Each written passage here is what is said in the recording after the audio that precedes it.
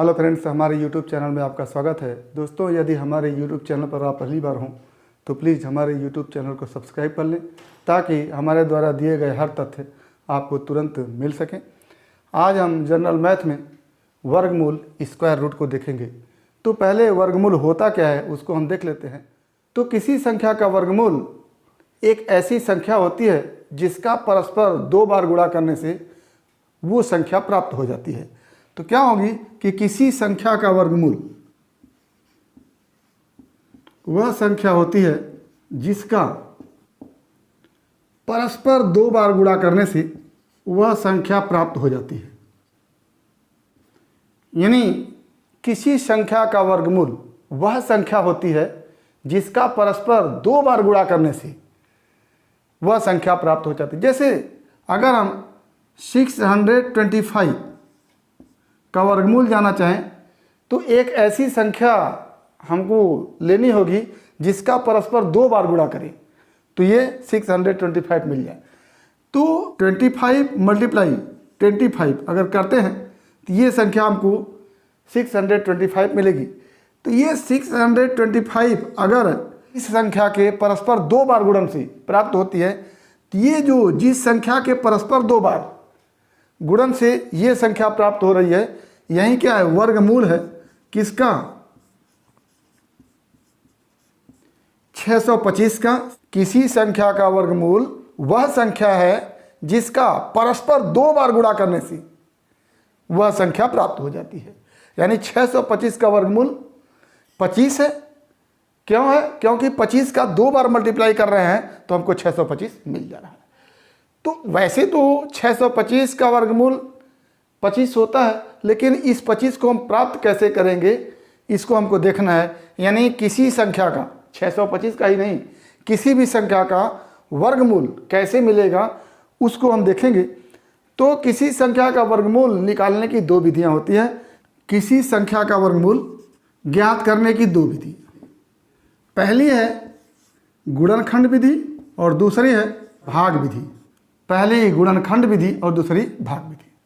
तो गुणनखंड विधि में क्या करते हैं कि जिस संख्या का वर्गमूल निकालना होता है उस संख्या को छोटे से छोटे गुणनखंडों में तोड़ते हैं, छोटे से छोटे भागों में तोड़ते हैं। जैसे अगर हमको 256 का वर्गमूल निकालना है, इसको गुणनखंड विधि से निकालने के लिए क्या करेंगे, 256 को सबसे छोटी संख्या जिससे डिवाइड हो सकती है उससे डिवाइड करेंगे। तो मान लेते हैं 2 से डिवाइड किए तो 1, 2 और 8।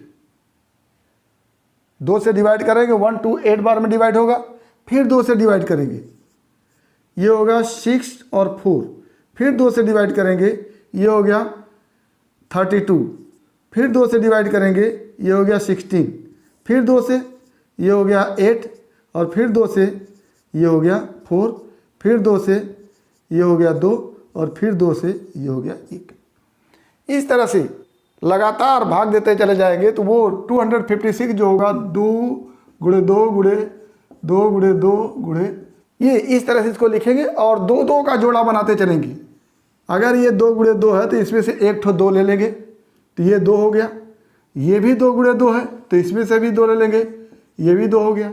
ये भी एक जोड़ा है तो ये भी 2 हो गया और ये भी एक जोड़ा है तो ये भी 2 हो गया।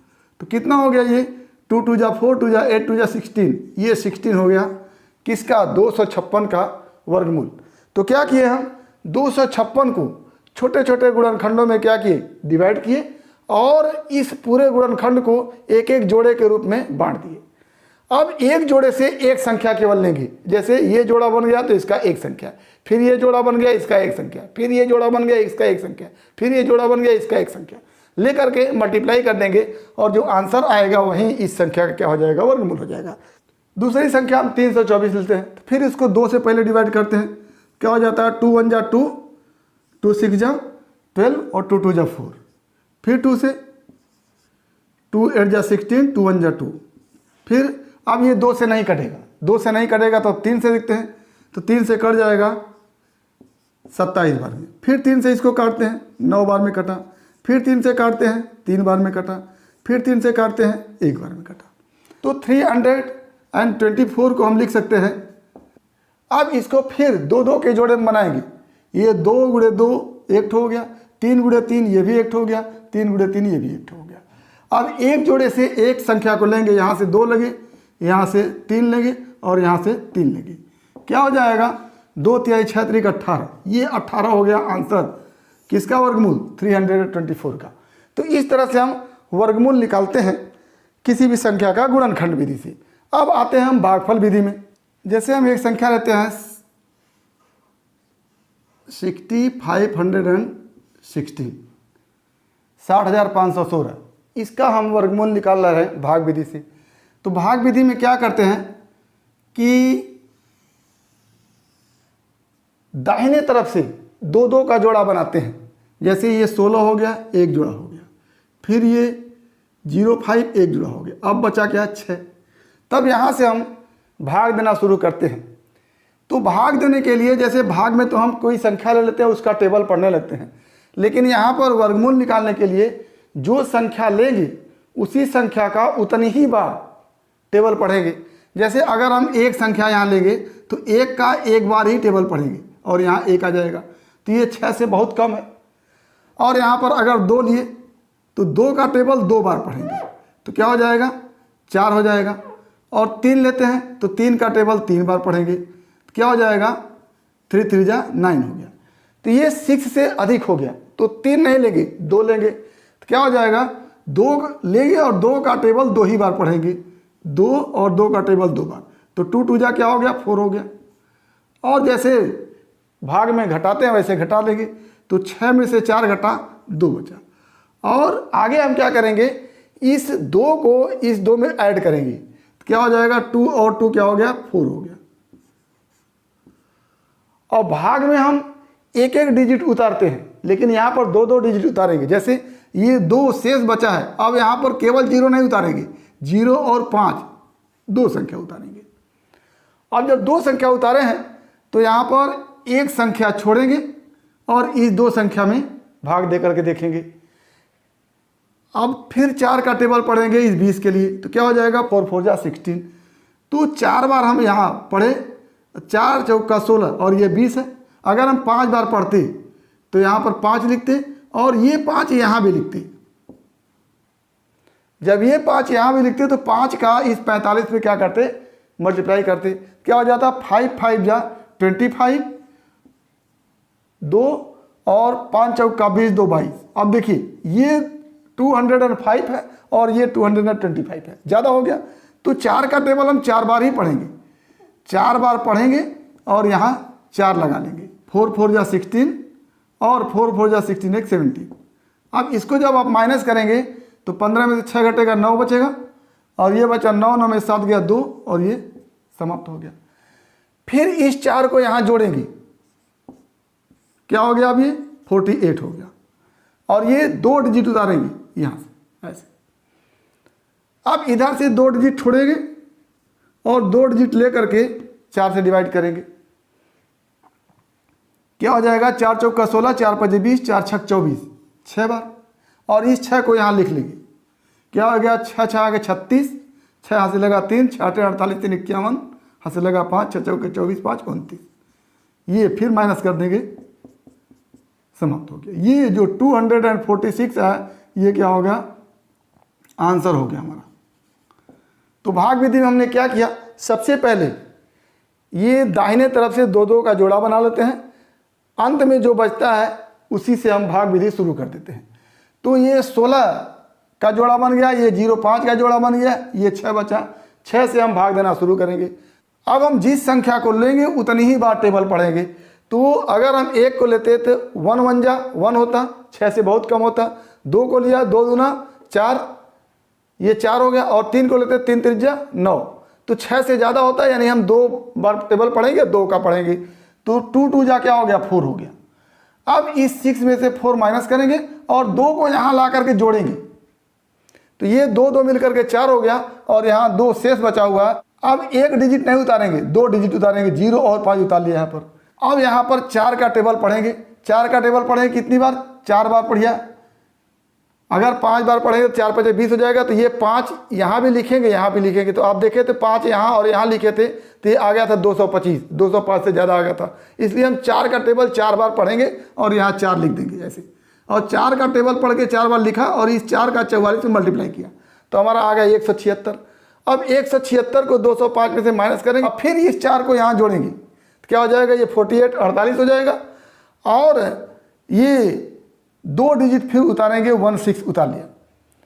आप क्या करेंगे, इस 2 डिजिट को छोड़ देंगे और यहाँ से 2 डिजिट को छोड़ देंगे और 4 का टेबल पढ़ना शुरू कर देंगे। तो 4 का टेबल पढ़ेंगे तो जितनी बार पढ़ेंगे उतना यहाँ लिखेंगे। तो 6 बार पढ़ा हमने, 4 6 24 और 4 7 28 जब पढ़ेंगे तो यहाँ 7 लिखेंगे, यहाँ भी 7 लिखेंगे तो मल्टीप्लाई करेंगे तो ज़्यादा हो जाएगा। जैसे देख लीजिए 7 बार हमने पढ़ा, यहाँ 7 लिखा और 7 से मल्टीप्लाई किया तो 7 7 49, हासिल लगा 4 हो गया। और 7 8 56 4 60, 6 हो गया और 4 7 28 6 34, बहुत ज़्यादा हो गया। तो हम केवल 6 बार पढ़ेंगे और यहाँ 6 लिख लेंगे। अब क्या हो गया, यहाँ से 6 बार पढ़ा, 6 6 के 36, ये आप देख लिए थे पूरा पूरा आ गया था, ये कैंसिल हो गया और ये 246 आंसर हो गया। तो इस तरह से हम भाग विधि से किसी भी संख्या का वर्गमूल निकालते हैं। जो हमारे विभिन्न प्रकार के एग्जामों में जैसे बैंकिंग में, एसएससी में, रेलवे में जो क्वेश्चन पूछे जाते हैं वो क्वेश्चन बहुत बड़ी संख्या के वर्गमूल पर आधारित नहीं होते हैं। छोटी छोटी संख्याओं का वर्गमूल हमको निकालना पड़ता है। तो कम समय में हमको सवाल करने के लिए कुछ संख्याओं का वर्गमूल हमको याद होना चाहिए। तो कुछ संख्याओं के वर्गमूल हम आपको प्रोवाइड करा रहे हैं, उसको आप देखिएगा। तो ये आपके सामने कुछ संख्याओं के वर्गमूल है जिसको आपको याद होना चाहिए। आप इसको याद करिएगा ताकि अगर कहीं एग्जाम में आपसे पूछे जाते हैं तो वर्गमूल आपको याद रहे और आप आसानी से सवाल को कर सकें।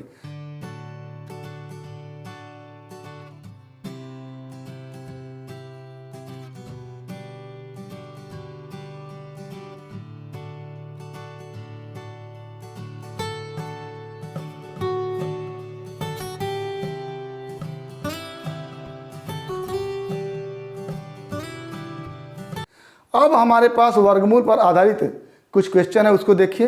तो पहला क्वेश्चन हमारे पास है, इस तरह के सवाल बहुत आते हैं आपके सब एग्जाम में। √248, फिर √52, फिर √144। तो इसमें सबसे अंदर जो अंडर रूट में रहता है वहाँ से हम शुरू करते हैं। तो सबसे अंदर जैसे ये अंडर रूट है, इसके अंदर 248 है। अब इस अंडर रूट के अंदर भी एक अंडर रूट है, उसमें 52 है, और इस अंडर रूट के अंदर भी ये अंडर रूट है, इसमें 144 है। तो सबसे अंदर जो अंडर रूट है उसको हम पहले हल करते हैं। तो ये 144 का वर्गमूल कितना हो जाएगा, 12 हो जाएगा। आपको याद होना चाहिए 144 का वर्गमूल 12, और 12 को 52 में हम जोड़ेंगे तो 64 हो जाएगा। तो हमारा क्या बन के आएगा, 248 प्लस अंडर रूट में 52 और प्लस इसका वर्गमूल क्या हो गया, 12।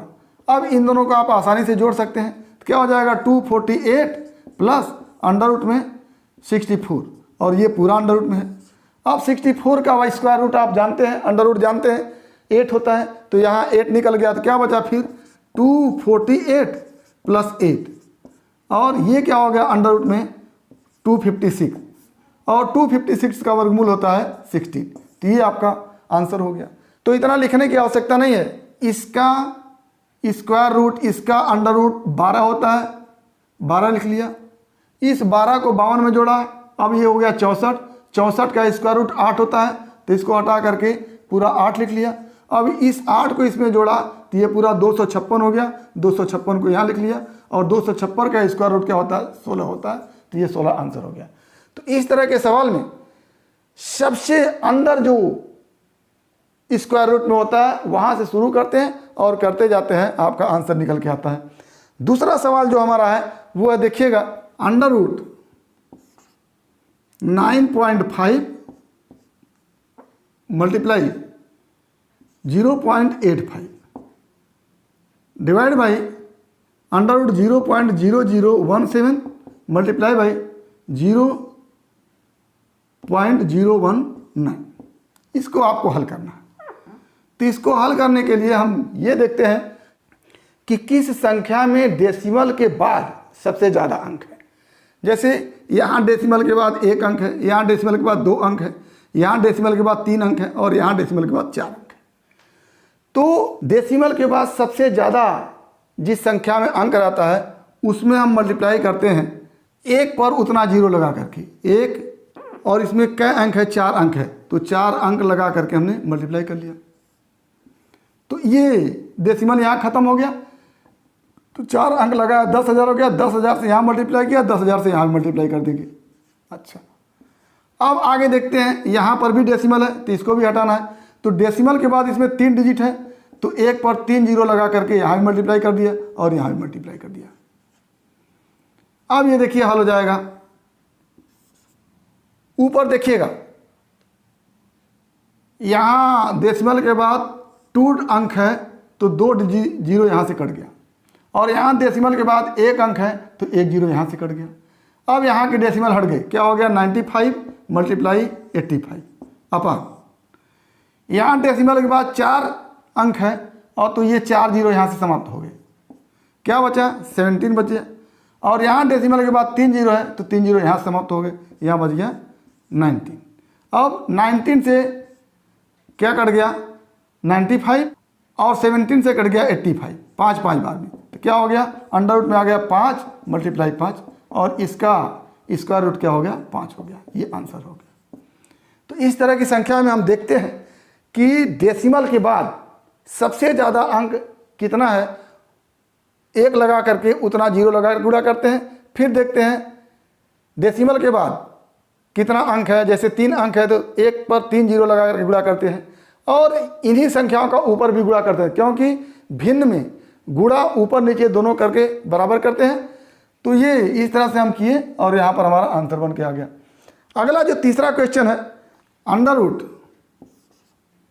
वाट अपॉन 169 इक्वल टू 54 अपॉन 39। ये अब इसको आप ऊपर नीचे का अंडर रूट अलग अलग कर लीजिए। क्या लिखिए, अंडर रूट वाट हो गया upon under root 169 equal to 54 upon 39। ये 169 का वर्गमूल जो होता है वो 13 होता है, तो यहाँ से हो गया under root what upon 13 equal to 54 upon 39। अब ये हो गया under root what equal to 54 upon 39 और ये 13 ऊपर जा गुणा कर देगा, ये 13 से 39 कटा 3 बार में और ये 54 कटा 18 बार में, तो क्या हो गया under root what equal to 18, तो वाट इक्वल टू क्या हो जाएगा 18 का स्क्वायर, 18 का स्क्वायर क्या हो जाएगा 324। ये आंसर हो गया। ये तीसरा क्वेश्चन है। अब आगे चौथा क्वेश्चन देखिएगा। इस तरह के सवाल अक्सर करके परीक्षा में पूछे जाते हैं, जैसे एक बस में प्रत्येक यात्री उतने ही रुपए जमा किए जितने की उसमें यात्री थे।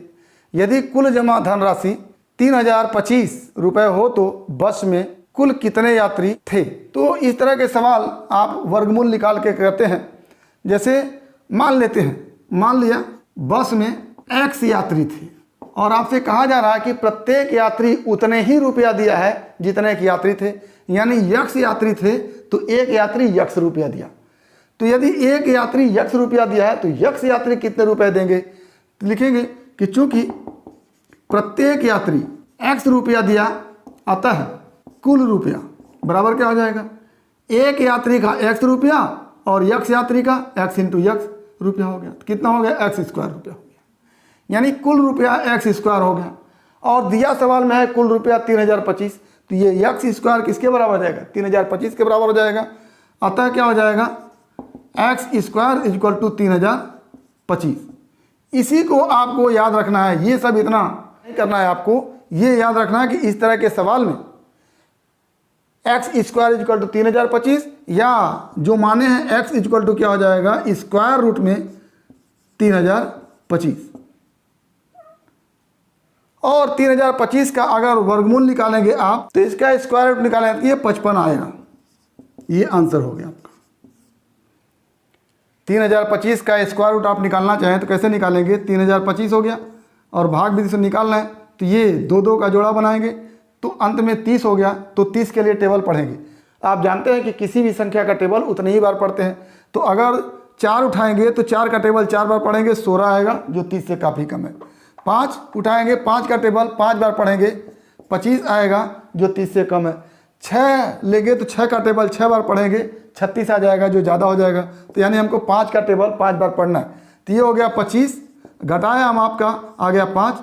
अब यहाँ पर हम जानते हैं कि एक संख्या, एक अंक नहीं 2 अंक उतारते हैं, भाग में 1 अंक उतारते हैं, लेकिन यहाँ पर 2 अंक उतारते हैं और ये 5 यहाँ ला करके जोड़ते हैं। अब ये क्या हो गया, 10 हो गया।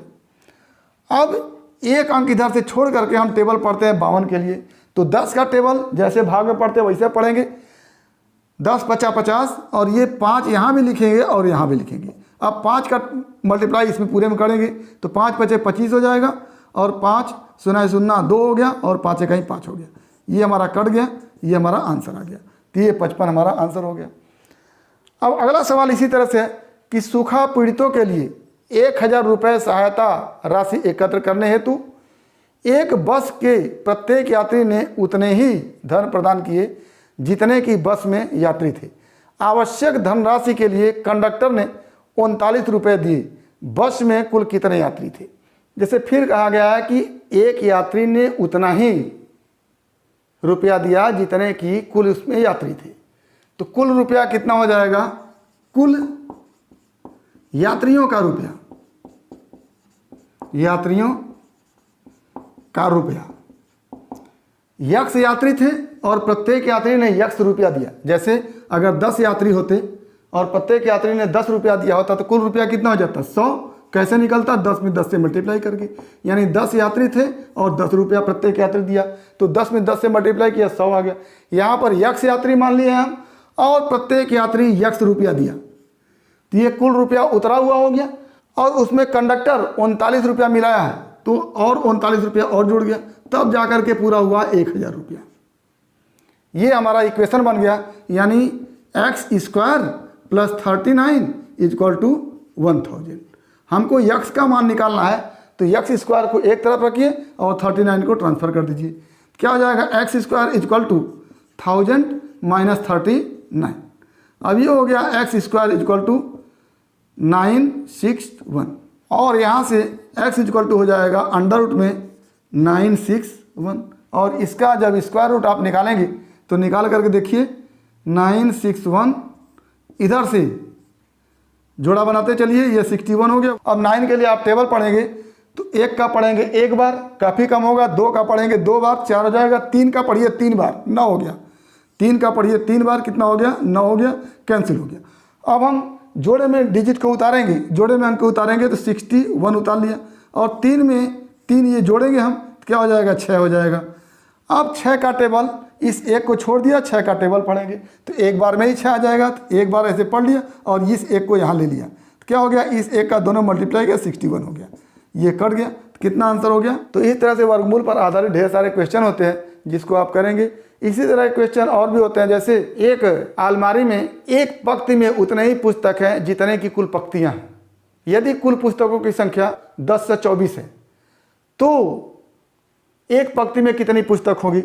तो सवाल क्या है कि एक अलमारी में एक पंक्ति में उतने ही पुस्तक हैं जितने की कुल पंक्तियां हैं। यदि कुल पुस्तकों की संख्या 10 से 24 हो तो एक पंक्ति में कितने पुस्तक होंगे। क्या हो गया, कुल पुस्तक कितने हैं, 10 से 24, और मान लिया एक पंक्ति में x पुस्तक है। तो अभी तक जिस तरह सवाल आप किए सीधे डायरेक्ट लिख सकते हैं x² = 10 से 24, या इससे भी आगे बढ़ के लिख सकते हैं x = √10 से 24। इस तरह का सवाल आप कई ठो कर लिए, तो बस यहीं से आप लिखेंगे, ये 10 से 24 का स्क्वायर रूट 32 होगा। तो ये अगर 10 से 24 का स्क्वायर रूट आपको मालूम है तो आप आसानी से कर सकते हैं, अन्यथा आप 10 से 24 का स्क्वायर रूट निकालिए। तो यहाँ पर 10 से 24 है, ये दाहिने साइड से आप जोड़ा बनाते चलिए, 24 का अलग जोड़ा बन गया, 10 का अलग बना। 10 में हम टेबल पढ़ेंगे, 3 का 3 बार पढ़िए, क्या हो गया, 9, 1 बचा, और 3 में 3 को क्या करिए, जोड़ दीजिए, 6 हो गया। अब यहाँ से डबल डिजिट उतारेंगे, ये हो गया 24, एक डिजिट छोड़ेंगे, तो 6 दूना 12, 2 बार पढ़ा और 2 यहाँ लिख लिया, 2 2 जा 4 हो गया और ये 6 दूना 12 हो गया, ये कैंसिल हो गया। ये हमारा 32 क्या हो गया, आंसर हो गया। तो इस तरह के सवाल आप स्क्वायर रूट पर आधारित हैं, जिसको आप करेंगे तो जितना ही ज़्यादा आप प्रैक्टिस करेंगे उतना ही आसानी से आप सवाल को कर सकेंगे।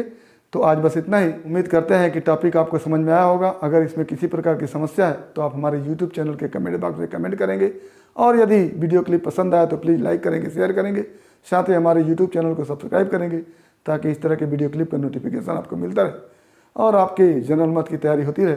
तो आज बस इतना ही। अगला टॉपिक अगले वीडियो क्लिप में। एक बार फिर आपके भविष्य के लिए बेस्ट ऑफ लक। धन्यवाद।